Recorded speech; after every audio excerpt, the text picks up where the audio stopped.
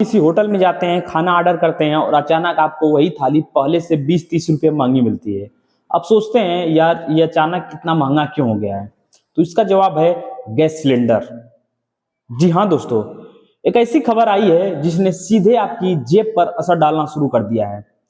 Commercial gas cylinder यानी जो hotel, restaurant और ढाबों में इस्तेमाल होता है, उसकी कीमत में एक झटके में 993 रुपये की भारी बढ़ोतरी कर दी गई है। अब दिल्ली में यही सिलेंडर 30,071 रुपये 50 पैसे का हो गया है। सोचिए, पहले जहां यह करीबन 2,000 के आसपास था, अब सीधे 3,000 पार है। और बात यही खत्म नहीं होती है।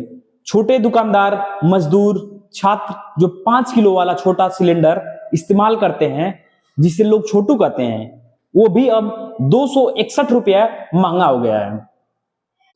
अब आप समझ सकते हैं कि इसका असर सिर्फ एक बड़े होटल तक सीमित नहीं है, यह असर सीधे आम आदमी तक आने वाला है। क्योंकि जब होटल का खर्च बढ़ेगा तो वो खर्च आखिरकार ग्राहक से ही तो वसूला जाए। यानी आने वाले दिनों में बाहर खाना महंगा होगा, चाय नाश्ता महंगा होगा, यहां तक कि स्ट्रीट फूड्स भी महंगे हो जाएंगे। और सबसे बड़ी बात, ये कोई पहली बार नहीं हुआ है। पिछले 3 महीनों में सिलेंडर की कीमत में लगातार बढ़ोतरी हो रही है। मार्च में बढ़ा 114 रुपये, अप्रैल में बढ़ा 195 रुपये और अब मई में सीधे 993 रुपये बढ़ा। यानी कुल मिलाकर सिर्फ 3 महीनों में 1300 से ज्यादा की बढ़ोतरी हुई है। अब सवाल उठता है, आखिरकार ऐसा क्यों हो रहा है? तो इसका सबसे बड़ा कारण है पश्चिम एशिया में चल रहा तनाव।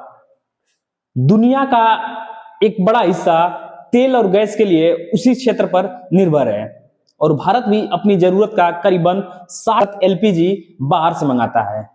इतना ही नहीं, उस गैस का लगभग 90% हिस्सा एक खास रास्ते हॉर्मुज स्ट्रेट से आता है।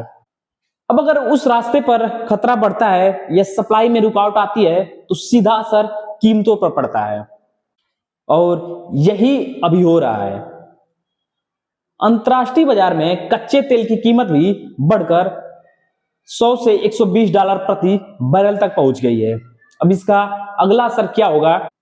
सरकार ने अभी घरेलू गैस और पेट्रोल डीजल की कीमतों में कोई बदलाव नहीं किया, लेकिन साफ संकेत दे दिया है कि अगर यही स्थिति बनी रही तो आगे कीमत बढ़ सकती है। और यहां एक और बड़ा खतरा खड़ा हो गया है। घरेलू सिलेंडर और कमर्शियल सिलेंडर के बीच करीबन 2000 का अंतर हो चुका है।